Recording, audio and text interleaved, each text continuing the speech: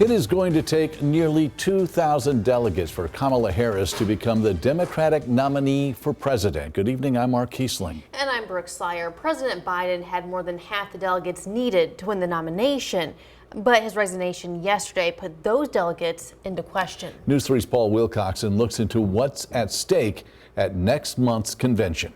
Students in civics classes will soon get a unique lesson in presidential politics. I think history will look back on this period as being somewhat unusual. President Lyndon Johnson was the last incumbent to not seek renomination back in 1968. I shall not seek,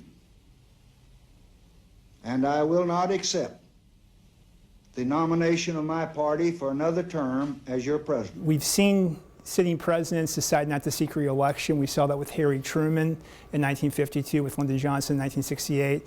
But we've never seen someone after millions of votes have been cast. But now that President Joe Biden has announced his intention not to seek renomination, the question has come up as to what will happen over the next month leading into the convention in Chicago. On one hand, the process is already in place for the Democratic nominee, and President Biden received the votes of almost all of the delegates to the convention. They are now free to support whomever they want. President Biden announced Sunday his support for his Vice President Kamala Harris to be the nominee. At this point, she's in a very strong position, and at this point, it would be very surprising if someone other than she would become the Democratic nominee. And according to SIU political science professor Ken Mulligan, if someone did want to challenge VP Harris for the top spot on the ticket, they better act quickly. The process is going to move very quickly from here on out because the Democratic convention is coming up, and that's when the nominee will be chosen. And who comes out as the Democrat Party's nominee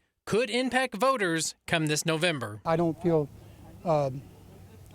Democrats are the best, and sometimes I don't feel Republicans are the best. I like to make my own decisions. I'm an independent man, and I like to make my own independent decisions. The work has already started to help Harris secure enough pledged delegates to get the nomination before the convention, in hopes of uniting the party. It is important, in my view, that the Democrats achieve some unity with respect to their candidate. I think that they're moving quickly in that direction because they know that they need a strong candidate to defeat Trump, and probably she is their best bet for doing that. Reporting in Southern Illinois, I'm Paul Wilcoxon, News 3.